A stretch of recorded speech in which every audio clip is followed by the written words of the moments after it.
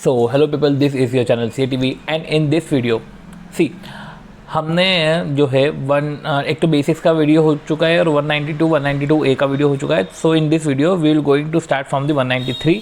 ठीक है, तो 194C के पहले जो भी 3-4 सेक्शन है वो हम देखेंगे। सबसे पहले आता है 193।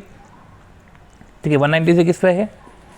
TDS on interest on security. भाई सिक्योरिटी में इन्वेस्ट करा है एंड जो है इंटरेस्ट पे हो रहा है। अब जब इंटरेस्ट पे हो रहा है तो TDS कटेगा। TDS 10% है, पर अभी कोविड के कारण 7.5% हो गया है। ये जो 14 मई 2020 से 31/3/2021 तक जो भी पेमेंट हो रहे हैं उसमें 7.5% कटेगा। सो देखो, अमाउंट इन्वेस्ट कर रहे हैं, इंटरेस्ट पे कर रहे हैं तो 7.5% 10% TDS कटेगा। अब पेयर मतलब जो इंटरेस्ट पे कर रहा है वो कोई भी पर्सन हो, पेई रेसिडेंट होना चाहिए। ठीक है, पेई रेसिडेंट होना चाहिए। ठीक, अब ये जो सिक्योरिटी है, अभी हमने बात करी कि हम सिक्योरिटी पे इंटरेस्ट पे कर रहे हैं, TDS कटेगा। पर सिक्योरिटी में कुछ एक्सेप्शन है, मतलब कि इधर नहीं कटेगा सिक्योरिटी, जिन पे नहीं कटेगा। गवर्नमेंट सिक्योरिटी और डीमैट सिक्योरिटी, और हाउएवर देखा जाए तो हर सिक्योरिटी आजकल डीमैट वाली ही हो गई है, तो इन पे इंटरेस्ट नहीं कटेंगे। पर वापस इसका एक्सेप्शन आ गया, मतलब इनमें कटेगा। तो यूँ तो नहीं कटेगा, पर कुछ एक्सेप्शन सिचुएशन है, कुछ गवर्नमेंट सिक्योरिटी जिन पे कटेगा। वो कौन सी सिक्योरिटी है कि भाई गवर्नमेंट ने एक सेविंग बॉन्ड निकाले थे, पर वो सेविंग बॉन्ड ही टैक्सेबल बॉन्ड थे। तो 7.5% बॉन्ड निकाला था और एक 7.75% निकाला था और एक 8% निकाला था। 8% टैक्सेबल बॉन्ड 2003 में और 7.75% टैक्सेबल बॉन्ड 2018 में निकाला। ठीक है, और साथ ही साथ अगर इंटरेस्ट एक्सीड हो रहा है 10,000 से, तो दोनों कंडीशन पूरी होना जरूरी है। ठीक है, कि ये तो बॉन्ड है ही है और इंटरेस्ट भी इन बॉन्ड पे जो पेबल है 10,000 से ज़्यादा है, तो ये टैक्सेबल बॉन्ड है। और इंटरेस्ट भी अगर पेमेंट 10,000 से ज़्यादा है तो TDS कट जाएगा। चलो, और रही बात पेई की, तो पेई में डबल डॉट दे के रखा है। डबल डॉट में क्या बोल रहे हैं कि कुछ पेई है जिस पर TDS नहीं काटेंगे, तो पेई की लिमिटेशन है। यूँ तो अपन काट रहे थे ना, पर अगर पेई LIC GIC या अदर इंश्योरर है, इधर लिखना पड़ेगा अदर इंश्योरर। सो मैं वापस से रिकॉल कर देता हूँ कि कोई भी पर्सन किसी रेसिडेंट पर्सन को सिक्योरिटी पे इंटरेस्ट पे कर रहा है तो 10% और 7.75% है। पर ऐसे केस में फिर वही है कि इंटरेस्ट सिक्योरिटी पे कर रहा है, सिक्योरिटी में कुछ एक्सेप्शन है। ठीक है, गवर्नमेंट सिक्योरिटी, डीमैट सिक्योरिटी, इनमें नहीं कटेगा। पर इनके भी एक्सेप्शन है कि गवर्नमेंट ने सेविंग बॉन्ड्स जो टैक्सेबल बॉन्ड्स निकाले थे 8% और 7.75% के, इंटरेस्ट अगर 10,000 से आता है तो TDS कटेगा।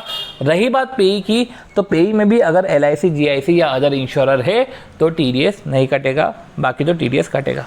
ठीक है, चलो आती है 194 की। तो 194 में जो है डिविडेंड की बात कर रहे हैं। अभी अपन ने इंटरेस्ट की बात करी, सिक्योरिटी पे इंटरेस्ट, अब हम डिविडेंड की बात करते हैं। तो 193 इंटरेस्ट, 194 डिविडेंड। डिविडेंड में ऐसा है कि इधर डिविडेंड डोमेस्टिक कंपनी पे कर रही है किसी रेसिडेंट को। ठीक है, तो रेसिडेंट को ही पे कर रहे हैं। जब शेयर डोमेस्टिक कंपनी इशू करती है तो वो रेसिडेंट को अगर डिविडेंड पे कर रही है तो वही 10% और 7.75% है। तो 7.75%, क्योंकि अगर पेमेंट अगर आप 14 मई से 31 मार्च 2021 तक कर रहे हो तो TDS कटेगा। नहीं कटेगा अगर डिविडेंड आप कैश में दे रहे हो और 5,000 तक दे रहे हो। कैश डिविडेंड अप टू 5,000 नहीं कटेगा। 5,000 एक हो गया, कट जाएगा। मतलब जो हमने इंटरेस्ट की बात करके रखी थी 10,000 की स्पेसिफिक बॉन्ड्स पे, राइट, जहाँ पे 10,000 से ऊपर हो तो कटेगा। इधर ऐसा है कि 5,000 से ऊपर हो, कैश में पे कर रहे हो, कट जाएगा। चलो 194A, हमने इंटरेस्ट ऑन सिक्योरिटी की बात कर ली, हमने शेयर्स पे जो डिविडेंड है उसकी बात कर ली, तो इंटरेस्ट एंड डिविडेंड की बात कर ली। पर कुछ इंटरेस्ट बचता है, interest other than interest on security, right. तो उसमें भी क्या है, एनी पर्सन किसी रेसिडेंट पर्सन को इंटरेस्ट पे कर रही है।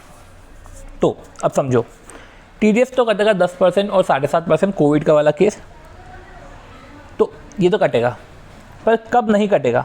अभी हमने एनी पर्सन बोला ना, तो एनी पर्सन काटेगी तो सही, पर नहीं काटेगी अगर जो ये पर्सन है, ये पर्सन इंडिविजुअल या HUF है जिसका पिछले साल टर्नओवर अगर बिजनेस कर रही है तो 1 करोड़ से कम है, 1 करोड़ या उससे कम है, और अगर प्रोफेशन में इन्वॉल्व है तो 50 लाख या उससे कम है। तो ऐसे केस में अगर ये इंटरेस्ट पे कर रहे हैं, ठीक है, तो फिर TDS नहीं काटेंगे क्योंकि इन पे एप्लीकेबल नहीं होता। चलो, तो हमने इधर भी देखा कि इधर ये वाले लोग एप्लीकेबल नहीं है, बाकी जब कटेगा तो 10% या 7.5% से कटेगा। अब हम इंटरेस्ट पे कर रहे हैं। इंटरेस्ट में भी ऐसा है कि इधर 5,000 की लिमिट है, इधर 10,000 की लिमिट नहीं जैसे सिक्योरिटीज़ में थी। मतलब कि 5,000 से ऊपर का इंटरेस्ट होगा तो ही TDS कटेगा। फिर अगर बैंक पीओ कोऑपरेटिव बैंक पे कर रही है तो ऐसे केस में 40,000 से ऊपर हो तो TDS कटेगा। और हम किसी रेसिडेंट पर्सन को पे कर रहे हैं और सामने वाला सीनियर है तो 50,000 से ऊपर होगा तो जाके TDS कटेगा।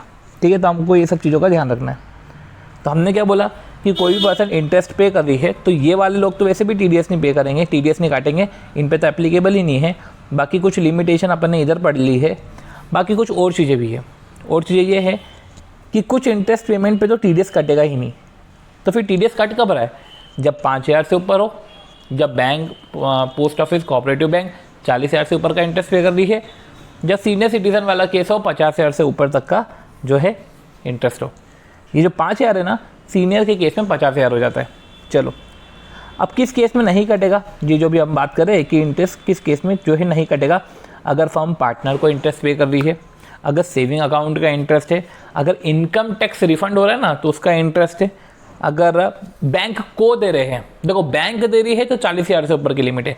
अगर interest to bank, post office, life insurance, UTI, insurer उधर। अब नोट करने वाली बात यह है कि firm partner, saving account interest, income tax refund, तो इधर हमको ये भी याद रखना पड़ेगा कि फर्म अगर पार्टनर को इंटरेस्ट पे कर रही है तो पार्टनर अगर रेसिडेंट हो तो जाके इंटरेस्ट नहीं कटेगा, इंटरेस्ट पे TDS नहीं कटेगा।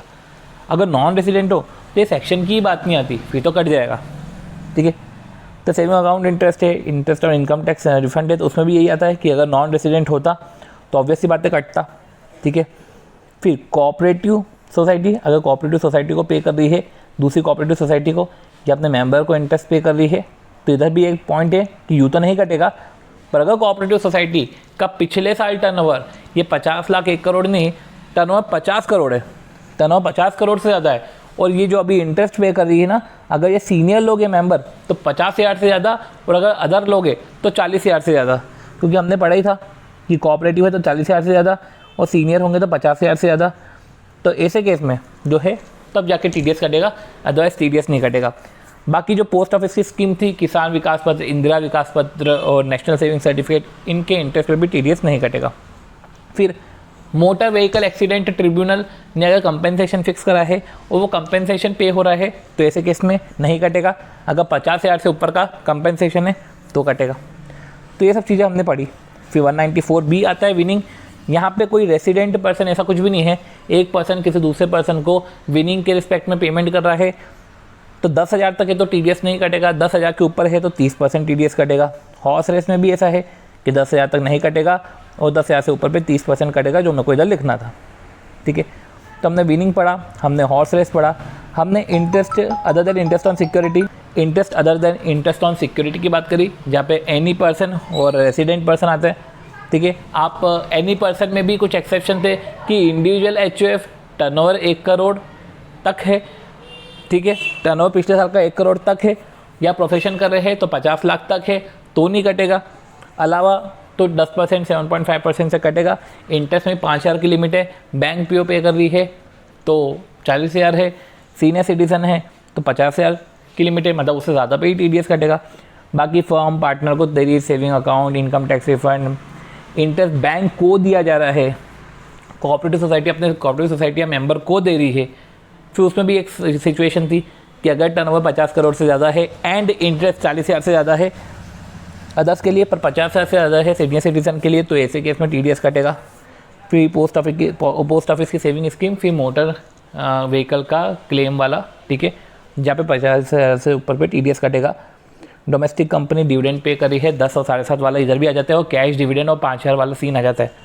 मतलब 5,000 का इस डिविडेंड पे भी है, interest other than interest on security पे भी है, पर इंटरेस्ट जब सिक्योरिटी वाला आता है तो याद रखना उसमें 10,000 की लिमिट आ जाती है। ठीक है, तो 10,000 से ऊपर होगा तभी होगा।